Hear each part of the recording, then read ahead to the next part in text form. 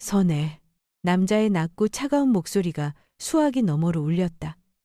엄마라는 말은 없었다. 온기 한 점 없었다. 그녀는 전세 보증금 서류 더미에서 고개를 들었다. 붉은 펜촉은 계약 기간 2년이라는 글씨 위에서 멈췄다. 벽시계가 똑, 딱, 똑 소리를 냈다. 마치 아물지 않은 상처를 꿰매는 바늘 소리 같았다. 나, 민수야. 20년의 세월을 단칼에 베어내는 듯했다. 그는 마치 공지사항을 읽듯 덤덤한 목소리로 말을 이었다. 이번 주 토요일에 나 결혼해. 어머니도 와야 해. 제가 얼마나 아량 있는지, 어머니의 그 어두운 과거로부터 어머니를 기꺼이 맞아들이는지 사람들이 볼 수 있게. 선혜는 펜을 꽉 쥐었다. 전화기 너머로 현철의 마른 기침 소리와 옥자의 날카로운 속삭임이 들려왔다. 똑똑히 듣지 않아도 알 수 있었다. 아들은 그들의 의지를 전달하는 확성기에 불과하다는 것을. 옷은 수수하게 입는 거 잊지 말고. 민수는 마른 웃음과 함께 전화를 끊었다. 남들 보는 눈도 있으니까. 선혜는 유리창에 비친 자신의 모습을 보았다. 오래전 응급실에 앉아있던 그 밤처럼. 눈은 더 이상 붓지 않았다. 그저 겨울의 한강처럼 고요할 뿐이었다. 그녀는 펜을 내려놓았다. 그녀의 목소리는 낮았지만 바닥에 벽돌을 내려놓듯 단호했다. 갈게. 아마 여러분 중 99%는 이 말을 듣고 한숨을 쉬며 좋아요나 구독을 누르지 않고 그냥 지나칠 거예요.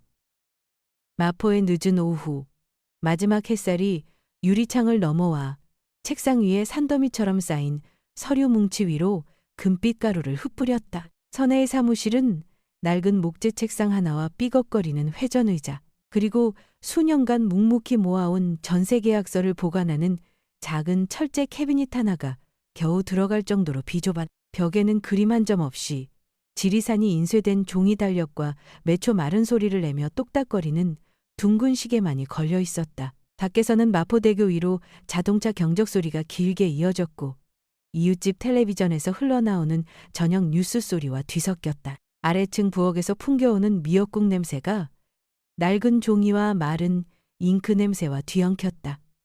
모든 것이 평온한 배경을 이루고 있었다. 낯선 소리 하나만으로도 산산조각 날 것 같은 그런 평온함이었다. 선혜는 허리를 숙여 붉은 펜으로 메모 한 줄을 더했다. 계약 기간 2년. 그녀의 필체는 스스로를 바로 세우려는 팽팽한 신경처럼 강하고 골었다. 그녀는 글씨를 기둥으로 삼는 법을 터득했다. 반듯하고 흔들림 없으며 감정이 스며들 틈을 주지 않는. 바로 그때 전화벨이 울렸다. 찢어질 듯한 소리가 방 안의 정적을 갈랐고 그녀는 즉시 고개를 들었다. 낯선 번호였다. 짧은 순간 선혜는 심장이 세차게 뛰는 것을 똑똑히 들었다. 마치 방 전체가 멀리 밀려나고 자신만이 한가운데 덩그러니 남겨진 듯했다. 지난 20년간 얼마나 많은 전화를 기다렸던가. 하지만 막상 전화가 울리자 손끝이 차가워지는 것을 느꼈다. 그녀는 수화기를 들었다. 선혜 씨. 낮고 분명한 남자의 목소리였다. 엄마가 아니었다. 어머니라는 단어에 온기조차 없었다. 핏줄이라는 연결고리를 칼로 베어내듯 무미건조한 이름만이 울려 퍼졌다. 그녀는 눈을 살짝 깜빡였다. 지난 20년간 그 이름은 꿈속에서나 스스로 불러보며 낡은 기억의 조각들로 자신을 달래던 것이었다. 이제는 한때 그녀가 품에 안았던 아이의 입에서 그 이름이 흘러나왔다. 저 민수예요. 선혜는 펜을 내려놓았다. 손가락이 미세하게 떨렸지만 시선은 서류 뭉치에서 떼지 않았다. 보증금, 계약일과 같은 메마른 숫자들은 기억의 급류가 섣불리 흘러넘치지 않도록 막아주는 닫히자 방파제가 되어주었다. 저 결혼해요. 민수의 목소리는 낯선 사건을 통보하듯 높낮이 없이 덤덤했다. 어머니도 오셔야죠. 말 한마디 한마디가 차가운 파문을 일으키며 귓가에 떨어졌다. 전화기 너머로 희미한 소리가 들려왔다. 마른 기침 소리, 나지막한 속삭임. 선혜는 순간 알아차렸다. 현철의 익숙한 숨소리, 옥자의 날카롭고 가는 목소리 톤. 그들이 직접 말하지 않았음에도 그들의 기운이 민수의 말에 가득했다. 그녀는 직감했다. 아들은 다른 사람의 의지를 전달하는 확성기에 불과하다는 것을. 아무데나 안 주셔도 돼요. 민수가 잔인할 정도로 평온한 목소리로 말을 이었다. 다만 옷은 좀 수수하게 입고 오세요. 남들 보는 눈도 있으니까. 남들 보는 눈, 체면, 모든 것이 그 한마디에 담겨 있었다. 수년 동안 그녀는 불쌍한 여자라는 꼬리표 안에 갇혀 살았다. 그들이 사회의 눈에 더 떳떳하게 서기 위한 배경 속 그림자처럼. 오늘 그들은 여전히 그녀의 존재를 필요로 했다. 하지만 어머니로서가 아니라 낙인 찍힌 자로서 한 걸음 물러서서 아들의 아량을 증명하는 존재로서 말이다. 방 안에서는 시계가 미처 아물지 않은 상처를 꿰매는 바늘 소리처럼 똑딱거렸다. 선혜는 눈을 감고 깊은 숨을 들이쉬었다. 낡은 종이 냄새, 마른 잉크 냄새, 소매에 밴 먼지 낀 나무 냄새까지.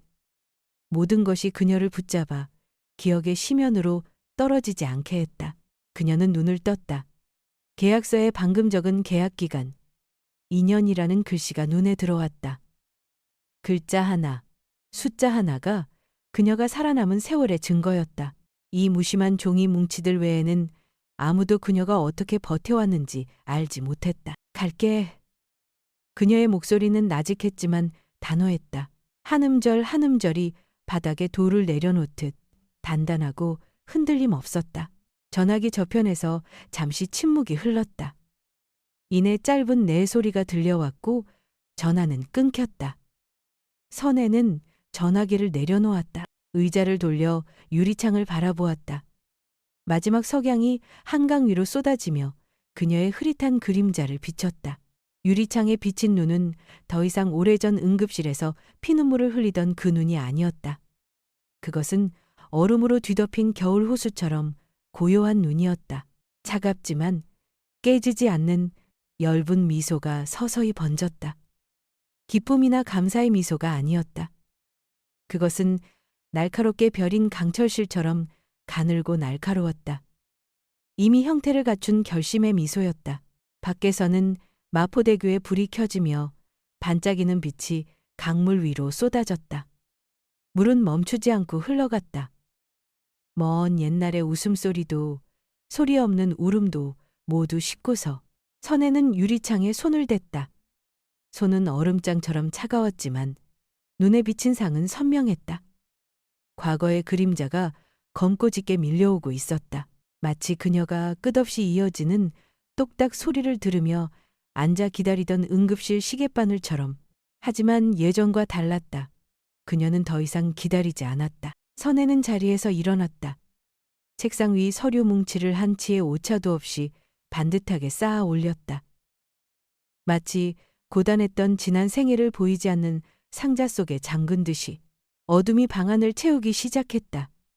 하지만 선혜의 얼굴에는 그 엷은 미소가 여전히 남아 꺼지지 않은 작은 불씨처럼 빛나고 있었다. 선혜의 결혼식은 영등포의 작은 예식장에서 열렸다. 화려한 곳이 아니었다. 천장이 낮고 형광등 불빛이 눈부신 급하게 빌린 회장이었다. 흰천이 덮인 원형 테이블은 군데군데 누렇게 얼룩져 있었다. 결혼식 꽃은 아침 시장에서 급히 사온 붉은 카네이션으로 대충 씻은 유리병에 꽂혀 있었다. 선혜는 친정어머니가 직접 지어주신 옅은 푸른색 한복을 입었다. 바느질 선이 조금 삐뚤었고 치맛자락은 옷감이 모자라 반뼘은 짧았다. 그럼에도 그녀는 웃었다. 사랑만으로 모든 부족함을 채울 수 있다고 믿는 사람의 미소였다. 축하의 말들이 시끄럽게 울려 퍼지고 술잔 부딪히는 소리가 요란했지만 선혜의 귓가에는 칼날처럼 날카로운 한마디가 깊이 밝혔다. 밖에서 굴러들어온 애잖아. 현철의 누나인 옥자가 옆에 앉은 동서에게 몸을 숙여 속삭였다. 그 말은 귓가를 스쳐 깊은 우물에 돌을 던지듯 심장에 내려앉았다. 선혜는 입술을 깨물었다. 치맛자락을 쥔 손은 하얗게 질려 있었다. 옆에 있던 신랑 현철이 무언가 말하려는 듯 입을 달싹였다. 하지만 위쪽 테이블에 앉은 어머니의 날카로운 눈초리가 날아오자 그는 하려던 말을 삼키고 술잔을 비웠다. 결혼식은 계속되었다. 미역국에서는 김이 피어올랐고 불고기는 식어갔다. 어른들은 웃고 떠들었고 아이들은 복도를 뛰어다녔다. 하지만 선혜의 마음속에는 이미 균열이 생겨나고 있었다. 결혼 초 그녀는 소박한 희망을 품었다. 지성이면 감천이겠지. 마포의 작은 아파트, 좁은 베란다에는 소못들이 빼곡히 널려 햇볕을 쬐었다. 매일 아침 선혜는 차가운 물에 손을 담그고 스웨터 한 벌, 양말 한 짝까지 손수 빨아 물기를 꽉 짜서 철사에 널었다. 점심에는 낡은 베개를 꿰맸다. 바느질은 서툴렀지만 한 땀 한 땀 단단했다. 부엌에서는 김치찌개가 보글보글 끓었고 시큼하고 매운 냄새가 방 안가득 퍼졌다. 민수가 태어났을 때 선혜는 그 작은 품에 온 세상을 안았다. 아이가 열이 나는 밤이면 뜬 눈으로 밤을 새우며 곁을 지켰다. 이마에 젖은 수건을 올려주고 수건이 뜨거워지면 물을 갈았다. 낡은 가스난로는 덜컹거렸고 매캐한 열기에 목이 따가웠지만 그녀는 그 자리에 앉아 나지막이 자장가를 불러 아이를 재웠다. 현철은 낮에는 운송회사에서 트럭을 몰았고 밤에는 골아 떨어졌다. 그는 아이를 안는 법이 드물었고 싱크대에 쌓인 그릇에 손대는 일은 거의 없었다. 그는 어머니가 무서웠고 이웃의 뒷말이 무서웠으며 체면을 잃는 것이 가장 무서웠다. 그 두려움은 그를 침묵하게 만들었다. 늘 침묵하게. 옥자는 독을 퍼붓는 기회를 놓치지 않았다. 어느 저녁 그녀는 선혜가 입은 스웨터를 보며 농담 반 진담 반으로 말했다. 옷이 참 시골스럽네. 집안 식구들이 킥킥거렸다. 현철은 밥그릇에 얼굴을 파묻었다. 선혜는 억지로 웃으려 애썼지만 손이 떨려 젓가락을 바닥에 떨어뜨렸다. 민수가 7살 되던 해 운송업계에 불황이 닥쳤다. 현철의 회사는 계약이 끊겼다. 월급은 줄고 빚은 쌓였다. 겨울철 가스 요금 고지서가 산처럼 쌓였다. 좁은 부엌에서는 아이의 잦은 기침 소리와 찌개가 졸아드는 소리가 뒤섞였다. 선혜는 조용히 공덕역 근처 김밥집에서 설거지 일을 시작했다. 손은 값싼 세제에 갈라지고 벗겨져 붉게 부어올랐다. 밤에 집에 돌아와서도 그녀는 국을 끓이고 빨래를 하고 아이의 글 공부를 돌봐야 했다. 엄마, 손이 왜 다퉜어? 선혜는 웃으며 아이의 머리를 쓰다듬었다. 엄마 손이 이래야 우리 아들 꽉 잡아주지. 하지만 그 위로는 피로를 가시게 하기엔 역부족이었다. 밥상에서의 대화는 더 이상 가족에 대한 것이 아니었다. 가풍, 체면, 회사 빚, 온통 숫자뿐이었다. 숟가락이 그릇에 부딪히는 소리가 망치 소리처럼 들렸다.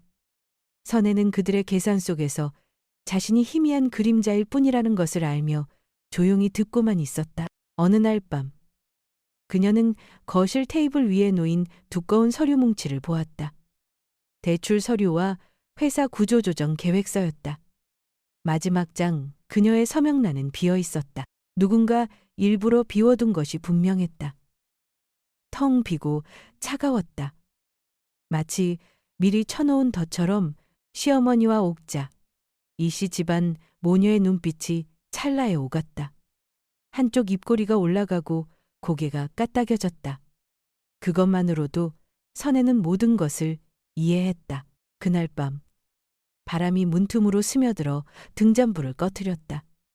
선혜는 민수의 침대 옆에 앉아 베개를 꿰매고 있었다. 떨리는 손끝에 바늘이 밝혔다. 피가 배어나와 천위의 붉은 점으로 번졌다.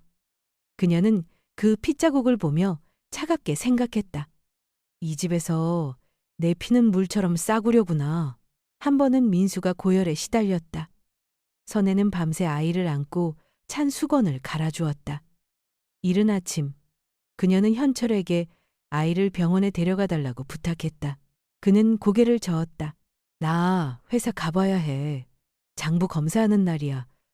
빠지면 엄마가 무책임하다고 하실 거야. 선혜는 말없이 혼자 아이를 안고 병원으로 향했다. 하얀 조명이 내리쬐는 복도는 쇠붙이처럼 차가웠다. 아이의 심장 소리가 그녀의 품 안에서 다급하게 울리는 동안 정작 아비라는 사람은 밖에서 체면을 걱정하고 있었다. 그날 이후 현철에 대한 선혜의 믿음은 부서지기 시작했다. 삶은 달아 없어졌다. 베란다에는 여전히 빨래가 널렸고 부엌에서는 찌개가 끓었으며 베개는 찢어지면 다시 꿰매졌다. 하지만 매일 선혜는 자신이 조금씩 더 할퀴어지고 있음을 느꼈다. 옥자는 여전히 독을 흘렸다. 운전기사 마누라도 이 정도 체면은 지키고 사는데 동서는 참 말끝을 흐리는 경멸적인 눈빛. 어느 날 밥상은 계산대로 변했다. 서류가 펼쳐지고 다급한 논의가 오갔다. 그날 밤 민수는 꿰맨 베개를 끌어안고 잠들어 있었다. 만약 내가 어느 날 사라진다면 이 부엌의 불씨를 꺼뜨리지 않으려 애썼던 이 손을 기억해주는 사람이 있을까? 그리고 그 순간이 왔다. 초인종 소리가 좁은 집안에 날카롭게 울렸다. 한 번, 두 번, 그리고 길게 복도를 타고 울려 퍼지는 소리가 마치 관을 두드리는 소리 같았다. 선혜는 화들짝 놀라 고개를 들었다. 심장이 미친 듯이 뛰었다. 문이 열렸을 때 누가 그녀를 대신해 말해줄 것인가. 좁은 복도에 초인종 소리가 망치로 머리를 내리치듯 길게 울려 퍼졌다. 선혜는 민수의 낡은 베개를 꿰매던 바늘을 쥐고 있었다. 그녀는 화들짝 놀랐고 실이 빠져나가며 바늘 끝이 손가락을 찔렀다. 빗방울이 천 위로 떨어져 붉게 번졌다. 문이 벌컥 열렸다. 제복을 입은 두 남자가 들어섰다. 한 명이 서류를 내밀며 아침 뉴스를 읽듯 몸이 건조한 목소리로 말했다. 이선혜 씨, 운송회사 장부 조작 및 공금 횡령 혐의로 체포합니다. 그 말은 작은 방 안에 차갑게 내려앉았다. 뭐라고요? 저는 단 한 번도. 철컥! 쇠수갑이 그녀의 손목을 단단히 채웠다. 그 소리는 운명의 빗장을 지르듯 사방의 벽에 부딪혀 견고하게 울렸다. 엄마! 민수의 비명이 공간을 갈랐다. 아이는 달려와 작은 손으로 문틀을 붙잡았다. 젖은 눈에는 공포가 가득했다. 하지만 할머니가 아이를 뒤로 잡아채며 깡마른 어깨를 단단히 붙들었다. 선혜는 몸부림쳤다. 당신들, 뭔가 잘못됐어요. 전 어떤 서류에도 서명한 적 없어요. 현철 씨, 말 좀 해봐요. 저 사람들이 알게 말해달라고. 방구석에서 현철은 못 박힌 듯 서 있었다. 그의 시선은 바닥에 처박혔고 두 손은 떨며 서로를 꽉 쥐고 있었다.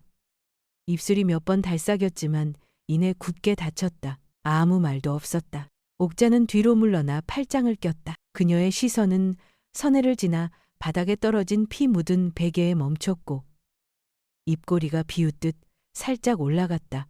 마포경찰서는 땀과 낡은 종이 그리고 잉크 냄새로 숨이 막혔다. 한 직원이 선혜 앞으로 서류를 밀었다. 여기에 지장을. 선혜는 손을 뻗었다. 검지가 검은 잉크에 닿았고 하얀 종이 위에 눌렸다. 지문이 번지며 이선혜라는 이름은 피의자만 1807이라는 숫자로 바뀌었다. 경찰은 그녀의 눈을 보지 않았다. 잠 못 자 붉게 충혈된 눈에 구겨진 양복 차림의 국선 변호인이 나타났다. 그의 목소리는 기계처럼 쉬어 있었다. 제가 드릴 조언은 이겁니다. 순순히 인정하고 형량을 줄이세요. 시댁 쪽 배경이 만만치 않습니다. 맞서 싸우면 당신만 손해입니다. 하지만 전 안 했어요. 서명한 적 없다고요. 변호사는 한숨을 쉬며 서류 가방을 닫았다. 절 믿으세요? 그들은 이미 모든 준비를 끝내놨습니다. 재판일, 법정은 수술실처럼 하얀 조명으로 가득했다. 회색 벽, 차가운 바닥 위로 교도관의 구두발 소리가 울렸다. 선혜가 안으로 끌려 들어왔다. 수갑이 불빛 아래 반짝였다. 방청석은 사람들로 가득했다. 판사가 공소 사실을 읽었다. 피고인 이선혜. 죄명. 사문서 위조 및 운송회사 공금 횡령. 증거. 서명이 날인된 계약서. 증인. 다수. 선혜는 벌떡 일어섰다. 제 글씨가 아닙니다. 전 서명한 적 없어요. 이건 함정. 판사는 차갑게 그녀를 내려다보며 말했다. 안 주시오. 그녀는 현철을 찾으려 눈을 돌렸다.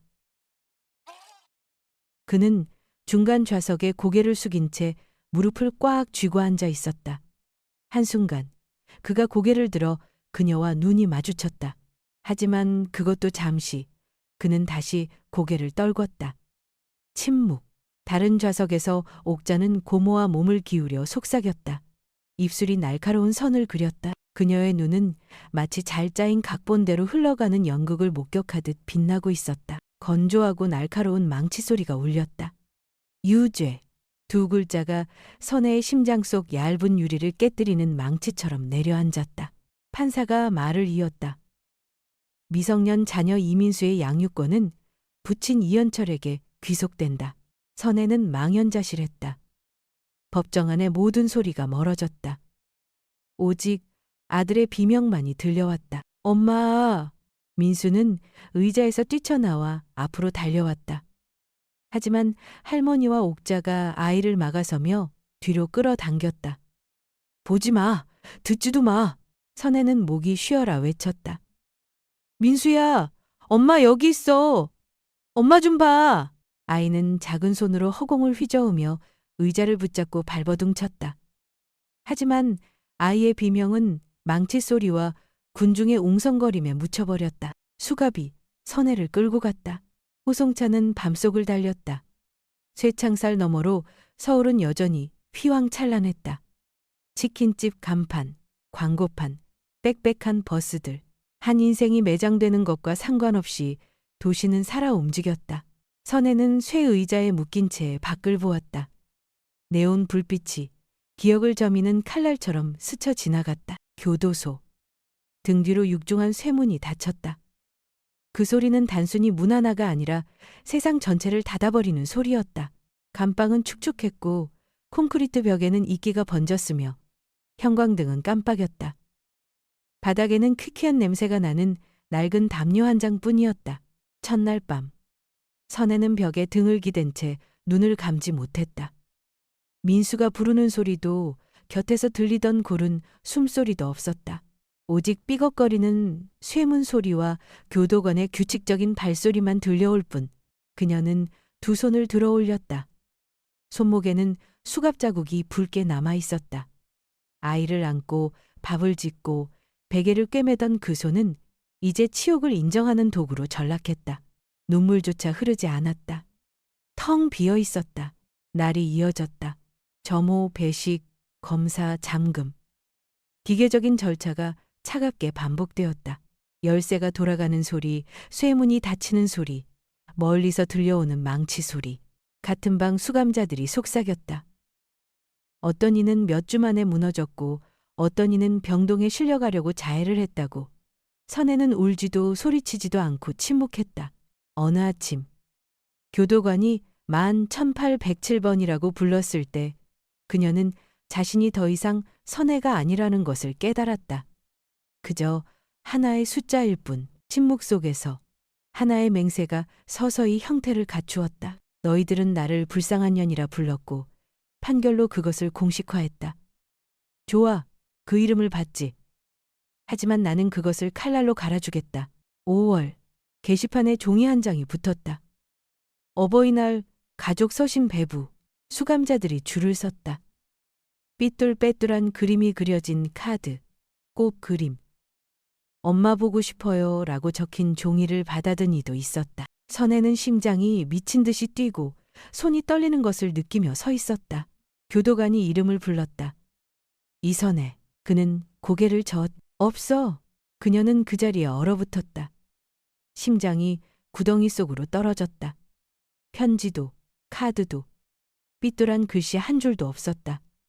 엄마 보고 싶어요 라는 말 한마디도. 주변의 소리가 흐릿해졌다. 텅 빈 가슴 속에서 제 심장이 시끄럽게 울리는 소리만 들렸다. 뒤에 있던 한 수감자가 속삭였다. 우리 아들은 3장이나 보냈어요. 이것 좀 봐요. 선혜는 돌아섰다. 그녀의 눈에는 눈물이 말라붙어 있었다. 그날 밤 선혜는 벽에 기댄 채 홀로 앉아 있었다. 희미한 노란 불빛 아래 그녀의 그림자가 시멘트 바닥 위로 길게 늘어졌다. 편지가 없다. 그 아이가 날 잊었다는 뜻이다. 그들이 내 아들의 삶에서 나를 지워버렸다는 뜻이다. 그녀는 깊은 숨을 들이마셨다. 폐부가 타는 듯 아팠다. 하지만 그 숨결이야말로 그녀가 살아있다는 증거였다. 좋아. 바깥 세상이 나를 묻어버렸다면 내 이름은 내가 다시 쓴다. 펜이 아니라 쇠와 강철로. 선혜의 눈동자에 작은 빛이 번뜩였다. 눈물이 아니었다. 그것은 잿더미 아래 감춰진 시뻘건 강철의 빛이었다. 일요일 아침 교도소 복도에 쇠가 덧대인 구두발 소리가 시계바늘처럼 규칙적으로 울려 퍼졌다. 교도관이 두툼한 편지 뭉치를 품에 안고 감방 복도를 지나갔다. 호명되는 이름들이 감방 안에 울렸다. 헬쑥한 얼굴들이 심장 박동을 기다리듯 고개를 들었다. 당신 앞으로 온 건 없군. 그 메마른 소리가 내 앞에서 멎었다. 나는 미소 지었다. 매일 안면 근육 스트레칭을 하듯 없다는 말을 들을 때마다 미소 짓는 연습을 해왔다. 입가의 근육이 익숙해져 더는 미소가 어색하지 않았다. 옆자리의 수감자가 붉은 카네이션이 그려진 편지 봉투를 열었다. 우리 딸이 그렸어. 내가 보고 싶대. 나는 고개를 끄덕이고 남의 편지 봉투를 잠시 더 바라보다 내 얇은 공책으로 시선을 돌렸다. 누렇게 바랜 종이 위로 내 글씨는 빗돌고 떨렸다. 민수에게. 나는 그 아이에게 오래전 꿰매주었던 베개 이야기. 초등학교에 입학하던 날 신겨주었던 아주 작은 신발 이야기를 들려주었다. 글씨가 꼭 껴안아주는 온기를 전할 수 있기라도 한 것처럼 나는 반듯하게 쓰려고 애썼다. 다 쓰고 나서 편지를 접고 깊은 숨을 내쉬었다. 나는 자리에서 일어나 편지 수거함에 그것을 넣었다. 마치 서툰 고백을 보내는 것처럼 심장이 빠르게 뛰었다. 다음 주 복도 끝에 반송 우편함이 놓였다.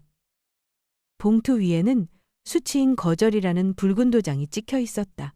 손이 얼음장처럼 차가워졌다. 온몸이 물속으로 가라앉는 듯했다. 그날 밤 나는 축축한 담요 위에 앉아 있었다. 노역 시간에 몰래 감춰둔 성냥개비 하나를 수의 주머니에서 꺼냈다. 불을 붙였다. 접힌 부분이 먼저 타들어가며 종이의 가장자리가 불타는 꽃잎처럼 오그라들었다. 종이 타는 냄새가 코를 찔렀다. 불에 그을린 기억의 냄새 같았다. 나는 쇠쟁반에 재를 받아 가볍게 불었다. 가까이 앉아있던 다른 수감자가 공기가 깨질까봐 두렵다는 듯 나지막이 속삭였다. 그 애 공부 아주 잘한대. 웃는 게 너랑 똑같다더라. 나는 고개를 들었다. 마음속에서 작은 새 한 마리가 날갯짓했다. 나는 울지 않았다. 그저 고개를 끄덕였다. 교도소의 시간은 날짜가 아니라 반복되는 소리로 측정되었다. 쇠문이 쾅 닫히는 소리. 열쇠가 철컥 돌아가는 소리. 만 1807번. 점호 소리. 그 숫자를 들을 때마다 내게도 이름이 있었다는 사실을 떠올렸다. 선혜. 고상하진 않지만 나의 이름이었다. 이제는 1년의 숫자로 대체되었다. 나는 여전히 대답하며 미소 지었지만 가슴 속에서는 얼음덩이가 돌처럼 굳어갔다. 밤이 되면 같은 방 사람들은 자식들 이야기를 속삭이곤 했다. 아들의 생일잔치를 기억하는 사람, 딸이 처음 한복을 입었던 날을 기억하는 사람. 말하는 대신 나는 쓰기를 택했다. 나는 낡은 수첩에 기억의 작은 조각들을 적었다. 부엌에서 김치찌개가 보글보글 끓던 냄새. 몇 번이고 꿰맨 속옷에 해진 자국. 민수야, 밥 먹어라 하고 불렀을 때 복도를 달려오던 작은 발소리. 나는 그 기억들을 씨앗처럼 간직했다. 어느 날 밤 나는 수첩을 넘겼다. 글자 대신 열쇠 하나를 그렸다. 조잡했지만 분명한 형태였다. 긴 자루와 날카로운 이빨을 가진 열쇠. 나는 떨리는 손으로 그러나 빛나는 눈으로 그 열쇠 그림을 바라보았다. 아무도 이해하지 못했다. 하지만 나는 알았다. 열쇠는 문이다. 출구이고 증거이며 계획이다. 나는 수첩을 닫았다. 마음속에서 작은 새가 다시 날갯짓했다. 하지만 이번에는 제자리로 돌아오지 않았다. 멀리 날아올라 육안으로는 보이지 않는 하늘 위를 맴돌았다. 한 번은 젊은 여자 교도관이 창살 앞에 오래 서 있었다. 뭘 그렇게 많이 쓰세요? 나는 고개를 들어 미소 지었다. 그저 기억의 조각들입니다.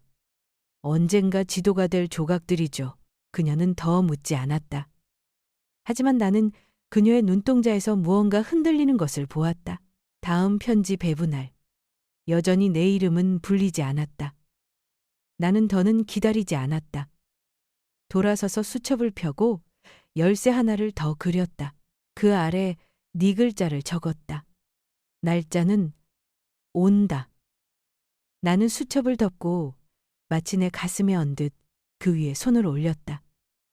나는 고통을 숨결로, 미소를 가면으로, 그리고 기억의 조각들을 무기로 바꾸는 법을 배웠다. 침묵 속에서 복도 밖의 열쇠가 철컥 돌아가는 소리가 들렸다. 그 소리는 더 이상 나를 두렵게 하지 않았다. 내게 상기시켰다. 열쇠는 언제나 존재한다고. 교도소의 문이 쇠 파이프를 스치는 바람처럼 차가운 마찰음을 내며 열렸다. 그들은 내게 얇은 비닐봉지 하나를 건넸다. 그 안에는 낡은 외투 한 벌과 칫솔, 버스표 한 장, 그리고 4번 접힌 4만 원이 들어 있었다. 지폐는 그것을 건넨 사람의 손땀에 젖어 눅눅했다. 나는 눈으로만 액수를 확인하고 봉지에 다시 넣었다. 마치 미완에 무언가를 건드리는 것이 두려운 듯 손으로 차마 세워보지 못했다. 밖의 서울 하늘은 잿빛이었다. 나는 잠시 인도에 서서 사람들의 소음과 버스 바퀴가 흰 차선을 밟고 지나가는 소리, 켜졌다 꺼지는 버스 경적 소리에 다시 익숙해지려 애썼다. 아무도 나를 마중 나오지 않았다. 단 한 사람도. 나는 외투에 지퍼를 올리고 골목 어기 포장마차의 어묵 냄새와 뒤섞인 매연을 깊이 들이마셨다. 내가 속했던 도시로 돌아왔지만 더는 속하지 않는 곳이 된 듯한 기분이었다. 7016번 버스가 느리게 움직였다. 나는 창가 자리에 앉아 비닐봉지를 품에 안았다. 도시가 눈앞을 스쳐 지나갔다. 환하게 불을 밝힌 편의점, 한글로 가득한 화려한 간판, 바람에 옷깃을 여미는 교복 입은 학생들. 유리창에 비친 내 얼굴은 햇볕에 너무 오래 바랜 종이장처럼 얇고 차가웠다. 나는 내 손을 내려다보았다. 수갑 자국은 희미해졌지만 마치 운명이 새로 새겨 넣은 손금처럼 그 자리에 남아 있었다. 서대문에 있는 임시거처는 낡은 회색 건물이었다. 복도는 좁았고 벽은 페인트가 부풀어 올라 있었다. 3층 여성생활관은 2층 침대가 다닥다닥 붙어 있었고 매트리스는 얇았으며 벽이 얇아 옆 사람의 뒤척이는 소리가 똑똑히 들렸다. 나는 창가 쪽 침대를 골라 짐을 내려놓고 보풀이 인담요를 평평하게 폈다. 관리인은 빠르게 말했다. 통금은 밤 12시. 소란 피우지 마세요. 방세는 주 단위로 선불입니다. 나는 네 하고 고개를 끄덕였다. 어릴 적부터 나는 늘 네라는 말로 시작했다. 그래야 누구도 내게 소리칠 명분을 갖지 못하니까. 다음 날 아침 나는 일자리를 구하러 나섰다. 동네 슈퍼마켓은 막 출소했다는 말을 듣자마자 고개를 저었다. 사무실 건물에서 지원서를 받아들었다. 전과 유무를 묻는 칸이 굵은 글씨로 인쇄되어 있었다. 나는 유에 표시했다. 담당자는 웃음을 짓다가 플러그를 뽑은 것처럼 표정이 사라졌다. 죄송합니다. 저희는 안정적인 분을 원해서. 나는 고개를 숙여 감사하다고 말했지만 주머니 속의 손은 꽉 쥐고 있었다. 첫 일자리는 을지로의 한 모텔에서 구했다. 아침 근무. 변기를 닦고 침대 시트를 갈고 더러운 수건을 모으는 일이었다. 염소 냄새가 코를 찔렀고 손은 비눗물에 불어터져 손금 사이사이가 타는 듯 아팠다. 점심에는 치킨집으로 달려가 기름때 낀 속과 팬을 닦았다. 저녁에는 여의도의 사무실을 청소했다. 두꺼운 카펫 위로 진공 청소기를 힘겹게 끌었고 어깨가 뻐근해지도록 유리를 닦았다. 세 개의 일은 목을 조이는 세 겹의 밧줄 같았지만 지쳐서 멈추고 싶을 때마다 편지 한 통 없던 어버이날을 떠올렸다. 일어서는 것이 유일한 선택지라는 것을 기억해냈다. 매일 일이 끝나면 나는 마포도서관으로 향했다. 2층 왼쪽 구석, 다른 곳보다 불이 조금 더 늦게까지 켜져 있는 자리였다.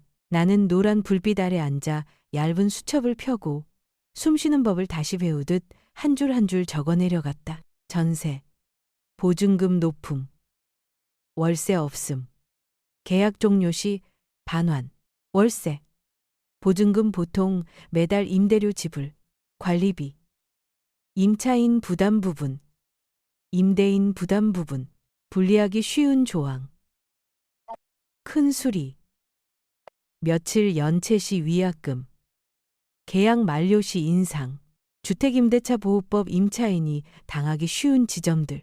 나는 원래 계산에 박지 못했지만 교도소 번호로 불리던 날부터는 오직 기록된 것만을 믿게 되었다. 오피스텔 임대차 절차, 임차인의 권리, 계약 시 반드시 알아야 할 것들.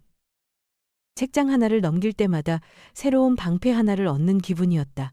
나는 신중하게 탈출로를 설계하듯 연필로 메모했다. 얼마 안 되는 임금을 모으고 또 모았다. 커피 대신 수돗물을 마셨고 새 정거장 미만거리는 버스 대신 걸었다. 가스비를 아끼려 빨래는 주말에만 했다. 매일 밤 나는 봉투 속 동전을 세고 수첩에 남은 돈 원이라고 적었다. 숫자는 아주 느리게, 하지만 분명히 늘어났다. 2달 후 나는 마포 근처에 옥탑방 하나를 구했다. 페인트가 벗겨진 파란색 문, 한쪽 구석이 깨진 유리창이 있는 곳이었다. 집주인은 내가 임시거처에서 왔다는 말을 듣고 나를 유심히 쳐다봤다. 보세요. 이게 제 근무시간표고 이게 보증금이고 이건 월세를 제때 내겠다는 각서입니다. 그는 잠시 망설이다 고개를 끄덕였다. 나는 열쇠를 받았다. 차갑고 무겁고 현실적인 쇠의 감촉이었다. 방을 얻은 날 저녁. 나는 문 앞에 한참 서서 귀를 기울였다. 이웃집에서는 축구 중계를 보는지 해설자의 목소리가 희미하게 들려왔다. 아래층에서는 김치찌개를 끓이는지 맵고 따뜻한 냄새가 올라와 목이 메었다. 찰칵 작은 소리였지만 내게는 하늘의 문이 열리는 소리 같았다. 문을 밀었다. 방은 텅 비어 있었다. 하얀 벽에는 손자국이 얼룩져 있었고 작은 창 너머로는 옆집 양철 지붕이 보였다.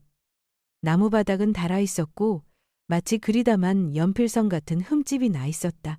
나는 문을 닫고 그 문에 등을 기댄 채 바닥으로 미끄러져 내렸다.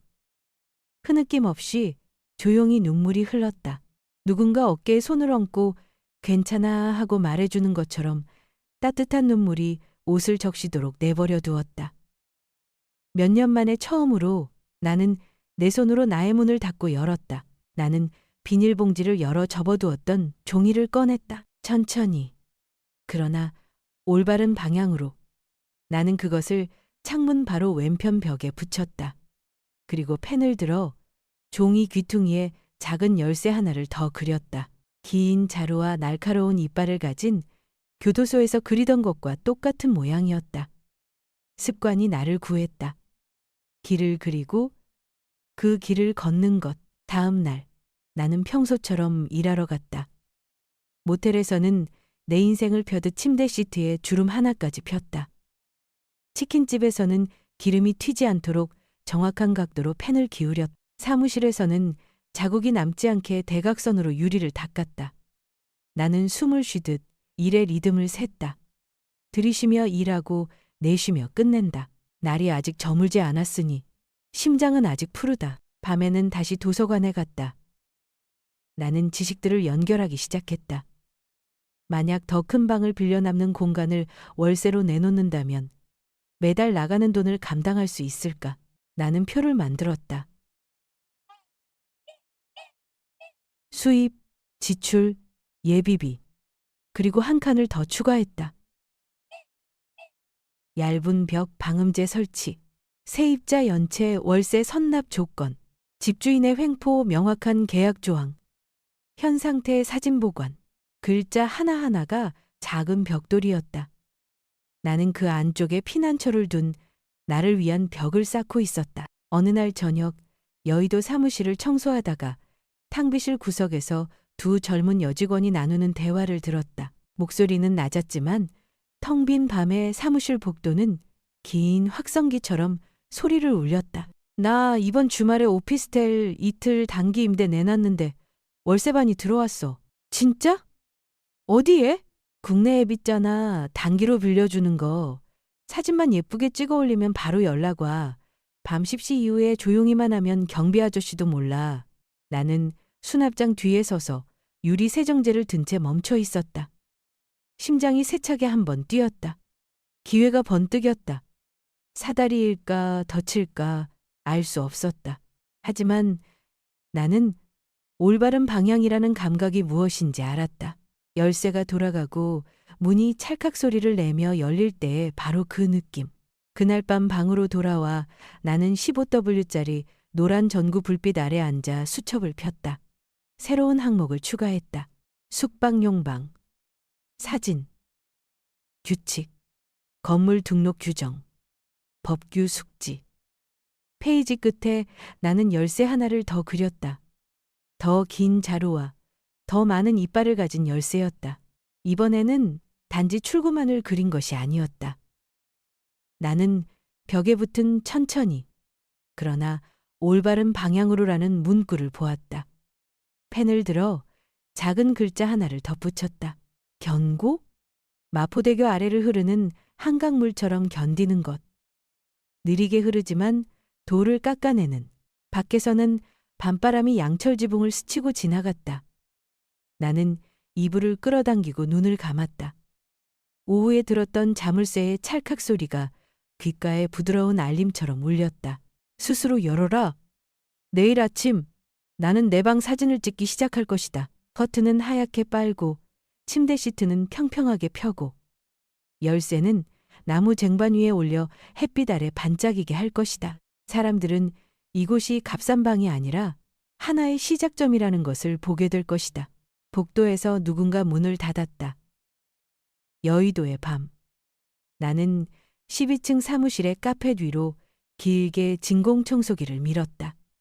복도는 텅 비었고 윙윙거리는 기계 소리만이 가득했다. 나는 탕비실 옆에 앉아있던 두 젊은 여직원의 목소리를 들었다. 목소리는 낮았지만 텅 빈 복도를 따라 울려 퍼졌다. 나 지난주에 오피스텔 이틀 단기 임대 내놨는데 월세반이 들어왔어. 대박. 국내 앱으로 한 거야?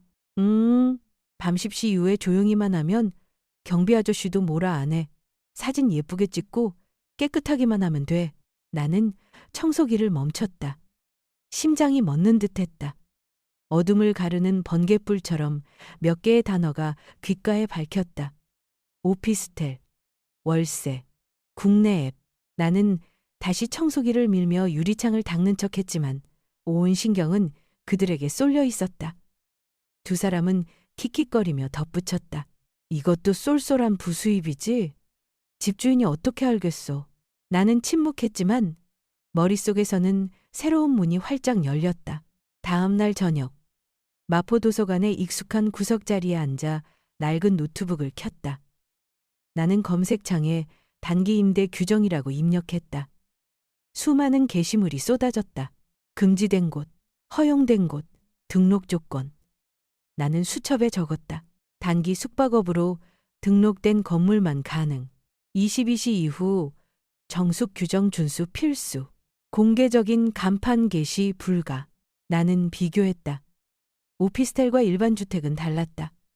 하지만 내가 사는 낡은 옥탑방은 제대로 신고만 하면 등록이 허용되는 구역에 속해 있었다. 나는 마치 호신술을 익히듯 법조항 하나하나를 오랫동안 읽고 또 읽었다.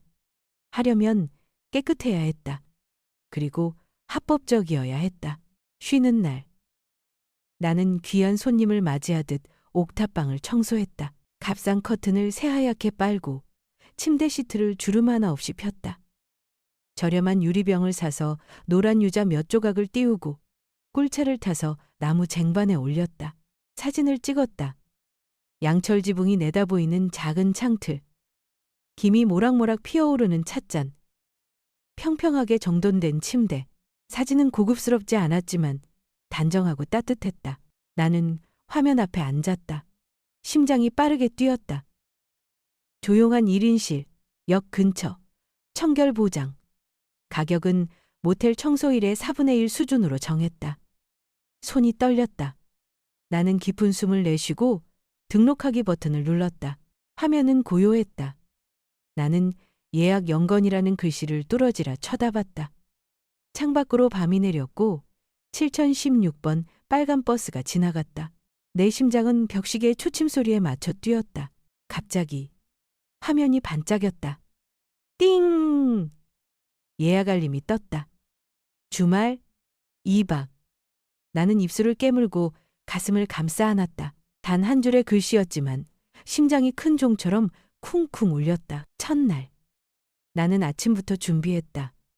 바닥이 반짝이도록 닦고 나무 테이블 위에 유자차, 쟁반을 올렸다. 손으로 쓴 작은 메모를 남겼다. 어서 오세요. 편히 쉬세요. 첫 손님은 부산에서 올라온 젊은 커플이었다. 그들은 고개를 숙여 인사하고 여행 가방을 내려놓았다. 여자가 방을 둘러보며 고개를 끄덕였다. 깔끔하네요. 나는 웃으며 나지막이 대답했다. 감사합니다. 감사합니다라는 말은 숨결처럼 가볍게 나왔지만 내 심장에는 깊은 흔적을 새겼다. 이틀이 빠르게 지나갔다. 그들은 떠나며 앱에 후기를 남겼다. 깔끔하고 따뜻함. 다시 오고 싶다. 나는 그 글씨를 읽으며 눈시울이 뜨거워졌다. 그것은 손님의 후기가 아니었다. 불쌍한 년이라 불리던 내가 문을 지키고 방을 지키고 그리고 마음을 지킬 수 있다는 증명서 같았다. 첫 손님 이후 나는 수입 지출 장부를 만들었다. 수입 80영원, 지출 20영원 세탁, 차, 수건, 잔액 60영원. 나는 수리기금이라는 새 항목을 만들었다.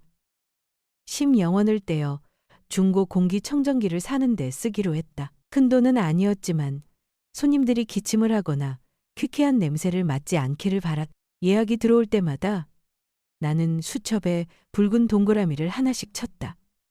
마치 생존 게임 같았다. 붉은 동그라미 하나가 진정한 자유에 한 걸음 더 다가가는 발자국이었다. 낮에는 모텔 변기 세정제에 손이 갈라졌고 밤이 되면 그 손으로 펜을 잡고 숫자를 계산하고 동그라미를 그렸다. 같은 손이었지만 두 개의 운명을 살고 있었다.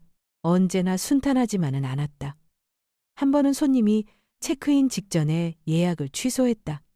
화면에 뜬 취소됨이라는 글자를 보며 발을 헛디딘 듯 마음이 철렁했다. 하지만 나는 스스로에게 다짐했다. 단 한 건의 예약에 내 믿음을 걸지 말자.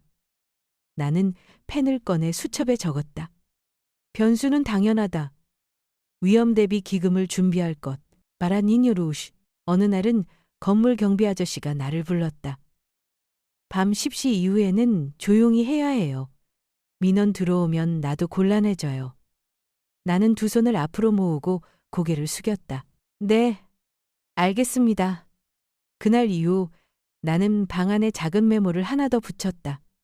10시 이후 조용히. 옥탑방은 더 이상 잠만 자는 곳이 아니라 하나의 객실이 되었다. 열쇠가 돌아가는 소리를 들을 때마다 나는 새로운 층의 문을 여는 기분이었다. 나는 손님들과 대화하는데 조금씩 자신감을 갖게 되었다. 웃는 법을 연습하고 오시는 길은 어떠셨어요? 수건은 더 필요 없으세요? 라고 묻는 법을 익혔다. 사소한 것들이었지만 내게 있으리라고는 상상도 못했던 환대의 기술이었다. 나는 작은 화분 하나를 사서 창가에 두었다. 아침마다 햇살이 들어오면 푸른 잎이 흔들리며 이 공간이 살아있음을, 그리고 나 또한 살아있음을 일깨워 주었다. 어느 날 밤, 나는 스탠드 불빛 아래 앉아 수입 지출 장부를 다시 보았다. 붉은 동그라미들이 빽빽하게 찍혀 있었다. 점 하나하나가 새로운 숨결이었다. 나는 펜을 내려놓고 나지막이 중얼거렸다. 돈이 빨리 모이면 흔적도 빨리 남는다. 비밀을 지킬 것인가, 드러낼 것인가. 질문은 허공에 떠돌았고 아무도 답해주지 않았다. 하지만 나는 알고 있었다. 내가 갈림길에 서 있다는 것을 하나의 방으로 안전하게 머물 것인가, 아니면 한 걸음 더 나아가 두 번째, 세 번째 방을 열 것인가. 나는 천천히, 그러나 올바른 방향으로라고 적힌 종이가 붙은 하얀 벽을 보았다. 그 아래 나는 열쇠 하나를 더 그렸다. 더 긴 자루와 더 많은 이빨을 가진 열쇠. 단 하나의 문을 위한 열쇠가 아니라 시스템 전체를 여는 열쇠였다. 나는 창밖으로 양철 지붕을 스치는 바람 소리를 들으며 오랫동안 앉아 있었다. 이번에는 떨리지 않았다. 가슴속의 불씨는 안정되어 사그라지지 않고 고르게 타오르고 있었다. 마포 옥탑방 벽에 나는 대한민국 전도 한 장을 펼쳐 붙였다. 붉은 핀들이 하나씩 밝혔다. 마포, 인천, 부산. 처음에는 핀이 하나였다. 그 다음은 둘, 그리고 셋이 되었다. 핀 하나하나가 방 하나였고 현금 흐름이었으며 자본은 순환했다. 나는 그 흐름을 타는 법을 익혔다. 마포의 방이 8개월간 만실을 유지했을 때 비로소 나는 인천의 작은 방 하나에 임대 계약서에 서명할 용기를 냈다. 인천에서 모은 돈으로 항구 도시 부산에 보증금을 걸었다. 나는 입실률을 절대 70% 아래로 떨어뜨리지 않았다. 기존 방이 새 방을 감당할 수 있을 때만 다음 걸음을 내딛는다. 그것이 나만의 철칙이었다. 계약을 위해 나는 국내의 유한책임회사 더이를 설립했다. 더 이상 개인 신상에 과거가 따라붙게 두지 않기 위함이었다. 법인 인감을 손에 쥐었을 때 손이 떨리는 것을 느꼈다. 한 부동산 중개인이 물었다. 대표님이 서명하시는 거죠? 나는 고개를 끄덕였다. 네, 회사가 서명할 겁니다. 그의 눈에 비친 나는 더 이상 과거의 그 불쌍한 여자가 아니었다. 나는 대표님이었다. 나의 신용은 서류가 아닌 매번의 송금 기록에 있었다. 나는 목수와 도장공들에게 약속했다. 성금은 제 날짜에 드립니다. 정한 후에는 흥정하지 않습니다. 그들은 나를 탐색하듯 쳐다보다 고개를 끄덕였다. 두 번째 거래에서 나는 하루 일찍 돈을 보냈다. 세 번째에는 도시락을 챙겨 보냈다. 점차 나는 긴 말이 필요 없어졌다. 이선의 사장이라는 이름만으로 그들은 알았다. 약속을 지키는 사람이라는 것을. 한국에서 신용은 예금 통장보다 더 귀한 자본이었다. 어느 날 마포구 지역 신문 기자가 찾아와 기사를 쓰고 싶다고 했다. 노동자에서 숙박업 사업가로 여사장님은 재기의 귀감이십니다. 나는 미소 지으며 거절했다. 죄송하지만 저는 그저 작은 장사를 하는 사람일 뿐입니다. 기자는 놀라워했다. 이건 정말 감동적인 좋은 이야기인데요. 나는 고개를 저었다. 기사에 날수록 드러나게 됩니다. 저는 손님이 필요하지 스포트라이트가 필요한 게 아닙니다. 나는 뼈저리게 교훈을 기억하고 있었다. 높이 올라갈수록 과거의 그림자는 길어지는 법이다. 밤이 되면 공사 현장을 오가기 편하게 산 낡은 제네시스를 몰고 민수의 집 주변을 맴돌곤 했다. 나는 길모퉁이에 차를 세우고 불을 끄고 3층 창문을 올려다 보았다. 가끔 부엌 불이 켜졌다가 꺼졌다. 나는 그저 바라볼 뿐 전화하지도 문을 두드리지도 않았다. 심장은 돌덩이처럼 무거웠지만 손은 운전대를 꽉 쥐고 있었다. 나는 스스로에게 되뇌었다. 그저 보기만 하자. 그리고 가자. 하지만 매번 나는 창문에서 어떤 기적이라도 터져 나올 것처럼 10분을 더 앉아있곤 했다. 일요일이면 나는 일산 외곽에 사는 순자 이모 댁에 갔다. 이모의 부엌에는 언제나 뜨거운 생선국이 끓었고 파냄새가 향긋하게 올라왔다. 이모는 내 앞에 국그릇을 놓으며 속삭였다. 이제 됐다. 선혜야. 이만큼이나 읽은 것만 해도 대단해. 네 인생을 민수를 맴도는 우리로 만들지 마라. 나는 국물을 한 숟갈 떠서 천천히 삼켰다. 뜨겁고 칼칼한 국물에 목이 따끔거렸지만 눈시울이 뜨거워졌다. 나는 고개를 끄덕였다. 네, 알아요. 하지만 테이블 아래 내 손은 여전히 제네시스 차키를 꽉 쥐고 있었다. 일의 열쇠이자 나를 아들의 집 앞으로 데려다주는 열쇠를. 이모가 내 손등 위에 자신의 손을 얹었다. 이제 네 인생을 살아. 누구의 그림자를 위해서가 아니라. 이모의 목소리는 나무의 못을 박듯 낮고 단단했다. 나는 웃었지만 그 미소는 실처럼 가늘었다. 다음 달 벽의 지도에는 붉은 핀이 하나 더 늘었다. 하지만 그와 동시에 내 마음은 더 공허해졌다. 방이 늘어날수록, 좋은 후기가 쌓일수록 내 마음속 어두운 공간은 더 넓어졌다. 나는 자문했다.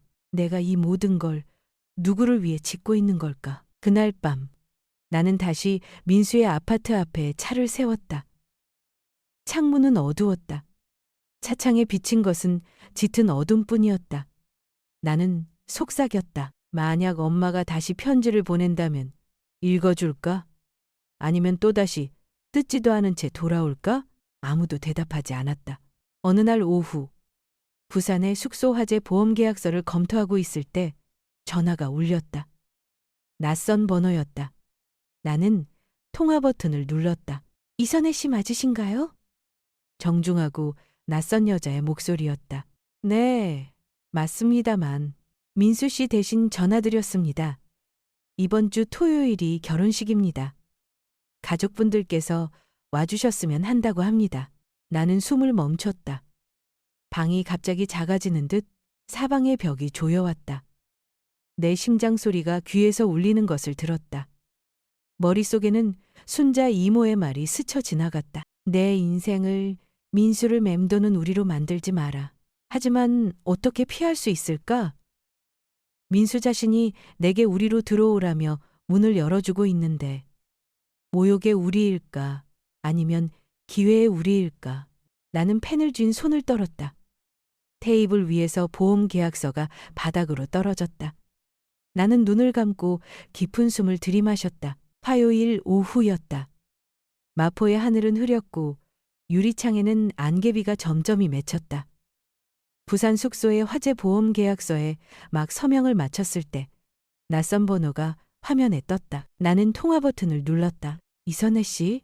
망설임 없는 낮은 목소리였다. 네, 접니다. 저 민수예요. 이번 주 토요일 제 결혼식입니다. 엄마라는 말은 없었다. 온기 한 점 없었다. 나는 대답 없이 수화기를 귀에 바짝 대고 있었다. 그의 목소리는 조소가 섞여 단단해졌다. 어머니가 와주셨으면 해요.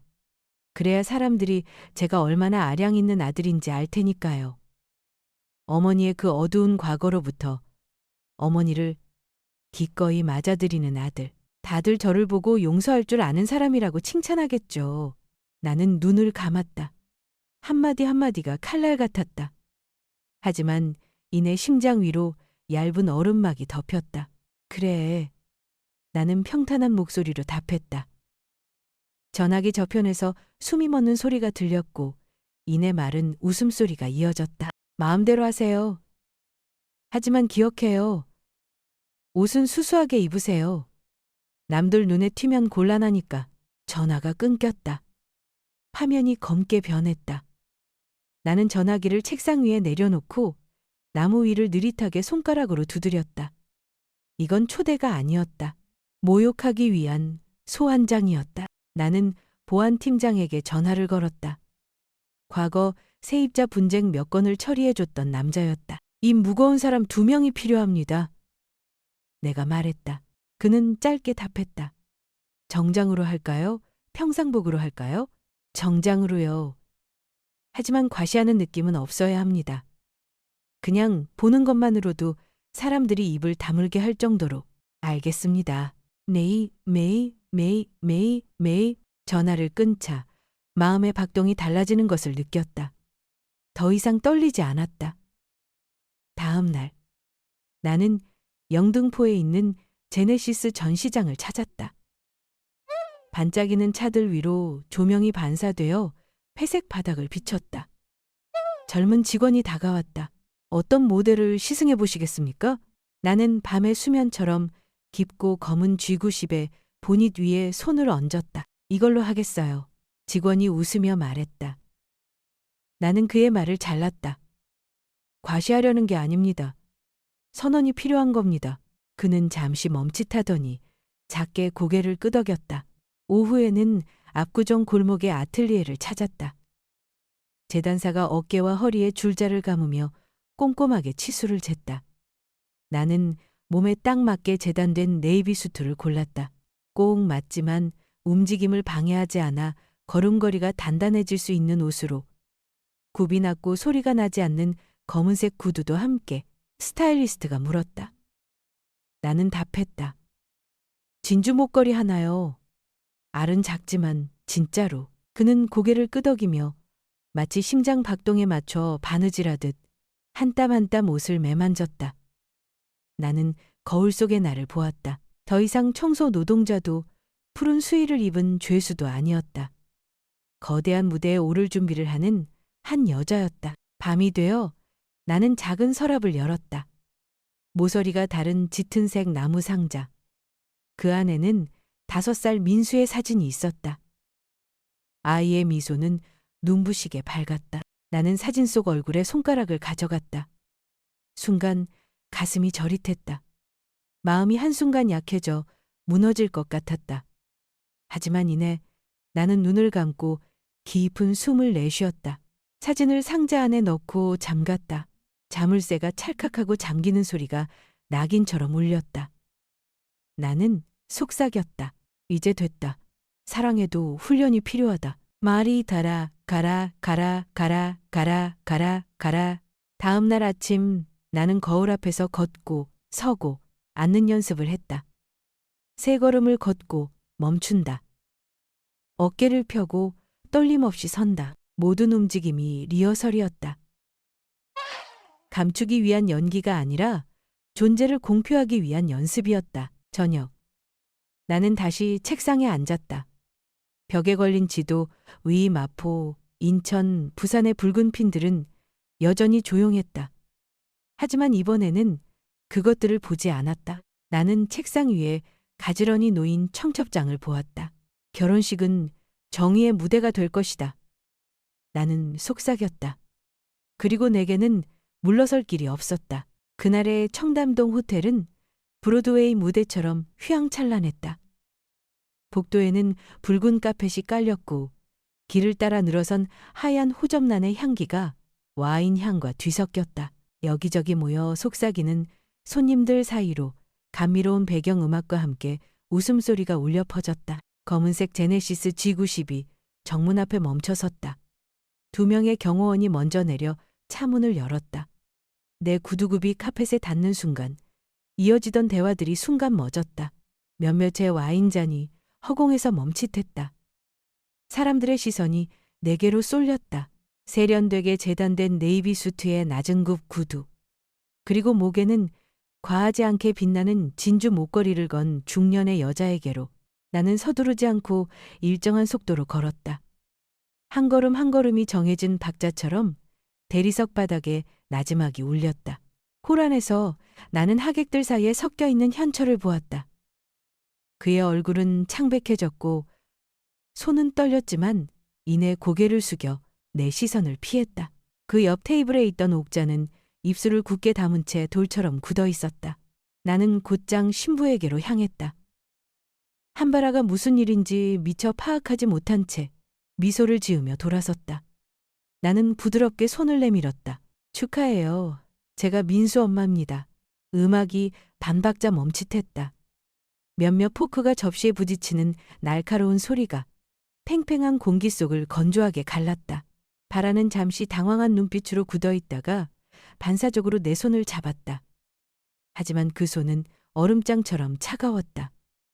연회장 전체가 웅성거리기 시작했다. 나는 몸을 돌려 근처 테이블에 놓여있던 와인잔을 들었다. 내 목소리는 크지 않았지만 연회장 구석구석까지 들릴 만큼 선명하게 울려 퍼졌다. 저는 아이를 버리지 않았습니다. 빼앗겼습니다. 그리고 살아남았습니다. 침묵의 파도가 연회장을 덮쳤다. 누구도 움직이지 않았다. 기침소리 하나 없었다. 오직 사람들의 숨소리만이 가빠졌다. 바라가 고개를 돌려 민수를 보았다. 그 젊은 눈동자에는 놀라움과 의심이 뒤섞여 있었다. 당신 내 결혼식을 망치러 온 거야. 민수가 소리쳤다. 그토록 중요한 나를 위해 공들여 연출했던 평정심은 산산조각 나고 목소리는 거칠게 갈라졌다. 나는 그의 눈을 똑바로 보며 차분하게 대답했다. 앉아라. 네 스스로를 초라하게 만들고 있구나. 내 말은 돌처럼 무겁게 내려앉았다. 하객들이 수군거렸다. 신부 측에서는 저게 무슨 소리야? 하는 속삭임이 터져나왔다. 신랑 측은 체면을 지키려 애써 미소 지었지만 얼굴은 굳어 있었다. 민수의 직장 동료들은 당황하여 서로 눈치만 살폈다. 옥자가 자리에서 벌떡 일어나려 했지만 내가 고개를 돌려 시선 하나를 던지는 것만으로도 그녀는 그 자리에 얼어붙었다. 현철은 여전히 고개를 숙인 채 하얗게 질리도록 두 손을 꽉 쥐고 있었다. 민수는 얼굴이 불그락부르락해져 다시 소리쳤다. 우리 엄마는 감옥에 있었던 사람이라고. 저 여자는 자격이. 그의 말은 사방에서 쏟아지는 시선 속에 막혔다. 오랜 시간 공들여 쌓아 올린 효자라는 가면을 제 손으로 산산조각 낸 것이다. 나는 더는 말하지 않았다. 와인잔을 내려 테이블 위에 놓았다. 탁! 건조하고 선명한 소리가 정적 속을 갈랐다. 나는 연회장을 둘러보았다. 사람들의 얼굴에 선명한 균열이 보였다. 특히 바라 젊은 신부의 눈동자는 흔들리고 있었고 그녀의 믿음은 단 한순간에 산산이 부서졌다. 공기 중에서 누구의 것인지 모를 길고 긴 한숨 소리가 들렸다. 연회장 전체가 그 무게를 느낄 수 있었다. 무너진 것은 결혼식만이 아니라 한 가문 전체였다. 나는 등을 돌려 문을 향해 천천히 걸었다. 한 걸음 한 걸음이 낡은 과거의 한 장을 짓누르는 듯 했다. 등 뒤로 쏟아진 먹물처럼 수군거림이 번져나갔다. 아마 여러분 중 99%는 이 말을 듣고 한숨을 쉬며 좋아요나 구독을 누르지 않고 그냥 지나칠 거예요. 1초라도 걸리더라도 지금 몇 시이고 어디서 듣고 계신가요? 청담동 호텔 3층 복도 끝. 작은 별실. 어두운 나무로 마감된 사방의 벽. 낡은 벽등에서 새어나오는 노란 불빛으로 공간은 비좁게 느껴졌다. 중앙홀에서 흘러온 난초향이 희미하게 남아 있었지만 이 방을 지배하는 것은 땀과 긴장감이 뒤섞인 냄새였다. 민수는 그곳에 서 있었다. 조끼는 풀어헤쳐지고 넥타이는 비스듬히 돌아가 있었다. 이마에는 땀이 송골송골 맺혔고 분노와 수치심으로 충혈된 눈은 초점을 잃은 채 흔들렸다. 떨리는 손으로 테이블 모서리를 붙잡은 탓에 손가락 마디가 하얗게 질려 있었다. 내가 문을 닫았다. 바깥의 웃음소리, 음악소리, 잔 부딪히는 소리가 차단되었다. 무거운 정적만이 남았다. 나는 아무 말 없이 꼿꼿이 서 있었다. 산산조각 난 거울 속에서 스스로를 들여다볼 시간을 주려는 듯 그저 관찰했다. 이제 만족해요? 민수의 목소리는 쉬어 있었고 울음이 섞여 나왔다. 사람들 앞에서 날 개망신시켰어. 이제 나더러 어떻게 살라고? 나는 서둘러 대답하지 않았다. 한 걸음 더 다가섰다. 노란 불빛이 내 얼굴 위로 쏟아지며 세월의 흔적인 주름 하나하나를 선명하게 비췄다. 나는 알았다. 이 주름이야말로 가장 강력한 언어라는 것을. 널 미워하지 않아. 나는 고르고 단단한 목소리를 냈다. 하지만 예전처럼 사랑하지도 않아. 그 말은 돌덩이처럼 무겁게 내려앉았다. 민수는 눈을 깜빡였다. 경악한 얼굴로 이내 뒤틀린 웃음을 터뜨렸다. 사랑? 사랑한 적 있기나 해요? 내가 가장 필요할 때 어디 있었는데. 날 버렸잖아. 나는 고개를 저었다. 그의 비난이 더 쏟아지지 않도록 가볍게 손을 들어 막았다. 아니, 나는 빼앗겼어. 떠난 게 아니야. 다른 사람들이 내 손에서 널 앗아갔지. 누구보다 네가 더 잘할 텐데. 기억이 밀려왔다. 수갑이 채워지던 소리. 할머니에게 끌려가며 나를 향해 뻗어오던 민수의 작은 팔. 울부짖음. 감방 첫날 밤. 차가운 벽에 몸을 웅크린 채 꿰맨 베개의 냄새와 아이의 숨소리를 그리워하던 나. 나는 떠남을 선택한 적이 없었다. 그저 지킬 권리가 없었을 뿐이다. 민수가 고개를 숙였다. 목소리가 갈라졌다. 하지만 오늘 왜 온 거예요? 뭘 어쩌자고? 내 남은 인생까지 전부 빼앗으려고요? 나는 한숨을 쉬었다. 지난 20년의 세월을 모두 담아내듯 길고 느린 숨이었다. 엄마는 네게서 무언가를 가져가러 온 게 아니야. 돌려주러 왔지. 지난 수년 동안 엄마는 네 대신 불쌍한 여자라는 그림자를 짊어지고 살았어. 오늘 그 그림자를 제자리에 돌려놓으러 온 거야. 그가 고개를 들었다. 붐비는 시장 한복판에 홀로 남겨진 아이처럼 어디에도 기댈 곳 없는 혼란스러운 눈이었다. 널 되찾으러 온 게 아니야. 더는 엄마는 그저 말하러 왔을 뿐이다. 내 몫은 끝났다. 이제부터는 네 몫을 안고 살아가거라. 공기가 짙어졌다. 분노도 애원도 없는 시선. 오직 진실만이 담긴 시선이었다. 민수가 무언가 반박하려는 듯 입을 열었다. 하지만 나는 다시 한번 천천히 고개를 저었다. 그 몸짓 하나만으로도 그의 목구멍에서 터져나오려던 모든 말들이 사그라들었다. 나는 몸을 돌려 문손잡이에 손을 얹었다. 복도의 불빛이 좁은 틈으로 눈부시게 새어 들어왔다. 나는 멈춰서서 마지막으로 고개를 돌렸다. 불쌍한 여자, 이제 없어. 내 등 뒤로 문이 닫혔다. 소리 없는 닫힘이었지만 내 인생 가장 길었던 재판의 끝을 알리는 의사봉 소리처럼 마음속에 울렸다. 호텔 복도는 텅 비어 있었다. 내 경호원이 한 걸음 뒤에서 그림자처럼 조용히 따랐다. 내 구두굽 소리가 대리석 바닥 위로 규칙적으로 울렸다. 한 걸음 한 걸음이 이정표를 세우는 듯했다. 종결, 놓아줌, 그리고 해방. 복도를 따라 걸린 거울들을 지나쳤다. 거울 속에는 희끗희끗한 머리카락을 가졌지만 꼿꼿한 자세와 빛나는 눈을 한중년의 여인이 비쳤다. 더 이상 어둠 속에서 숨어 지내는 초라한 존재가 아니었. 주차장에는 제네시스 G90이 기다리고 있었다. 오늘 밤 하늘은 맑았고 도시의 불빛에 가려졌음에도 몇 개의 별이 깜빡였다. 나는 깊은 숨을 들이마셨다.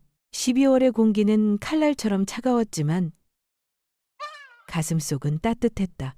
나는 차 문을 열었지만 서둘러 타지 않았다. 등 뒤에 호텔 건물을 돌아보았다. 환하게 불 켜진 창문들 너머로 결혼식의 음악 소리가 희미하게 들려왔다. 하지만 그 모든 것은 이제 내 인생 밖에 있었다. 순자 이모를 떠올렸다. 내가 지칠 때마다 끓여주시던 그 뜨거운 생선국을, 처음 얻었던 옥탑방과 떨리는 손으로 돌리던 열쇠의 감촉을, 전세와 월세에 대해 삐뚤빼뚤하게 적어내려갔던 수첩의 페이지들을, 그 모든 것이 나를 이 순간으로 이끌었다. 타인의 인정 없이도 스스로를 정의할 수 있는 한 여자로 나는 차에 올라탔다. 문이 닫히며 등 뒤의 소음이 차단되었다. 엔진이 시동을 걸자 마지막 자장가처럼 규칙적인 소리가 울렸다. 나는 의자에 머리를 기댄 채 눈을 감았다. 지난 20년 만에 처음으로 무겁지도 막히지도 않는 깊고 편안한 숨을 내쉴 수 있었다. 차는 한강을 가로지르는 다리를 건넜다. 도시의 불빛이 수면 위에서 일렁였다. 나는 눈을 뜨고 밖을 보았다. 옛날 젊은 신부였을 때 현철과 함께 이 다리를 건넜었다. 나는 인내하기만 하면 가족들이 나를 받아줄 것이라 믿었다. 하지만 모든 인내는 족쇄가 되어 돌아왔. 이제 같은 다리를 다른 차에 앉아 다른 마음으로 지나고 있었다. 더 이상 환상도 두려움도 없었다. 오직 진실과 존엄만이 남았다. 차는 처음 단기 임대를 놓았던 오피스텔이 있던 익숙한 거리로 접어들었다. 나는 골목 어기 김밥집에 희미한 네온 간판을 보았다. 설거지를 하며 세제에 손이 갈라졌던 기억이 스쳐 지나갔다. 하지만 나는 미소 지었다. 그 갈라진 상처들이야말로 오늘의 나를 만든 초석이었으니까. 집에 도착해 문을 열고 불을 켰다. 방은 단정하게 정돈되어 있었고 벽에는 누렇게 바랜 종이 한 장이 붙어 있었다. 천천히, 그러나 올바른 방향으로 나는 진주 목걸이를 풀어 책상 위에 놓았다. 그리고 서랍을 열어 작은 상자를 꺼냈다. 상자 안에는 5살 민수의 사진이 있었다. 천진난만한 미소와 나를 쏙 빼닮은 눈동자. 나는 사진을 어루만지며 나지막이 속삭였다. 엄마는 더 이상 우리 안에 있지 않아. 너도 이제 그 우리에서 나오는 법을 배워야 할 거야. 나는 사진을 다시 넣고 상자를 잠갔다. 찰칵. 작지만 단호한 소리가 울렸다. 벽걸이에 집 열쇠를 걸고 노란 불빛 아래 반짝이는 그것을 바라보았다. 내게 이것은 단순히 방 하나를 여는 것이 아니었다. 자유를 여는 것이었다. 나는 자리에 앉아 물 한 잔을 따랐다. 시원한 물 한 모금을 넘기자 전에 없던 평온함이 온몸으로 퍼져나갔다. 나는 치욕의 가장 밑바닥을 지나왔고 이제 꼿꼿이 서기를 선택했다. 화해도 용서도 필요 없었다. 그저 존엄을 지키며 살아갈 뿐. 불쌍한 여자 이제 없어. 나는 나지막이 말했지만 그 말은 작은 방 안의 선언처럼 길게 울렸다. 그리고 나는 알았다. 이번에는 그 누구도 내게서 그것을 빼앗아갈 수 없으리라는 것을.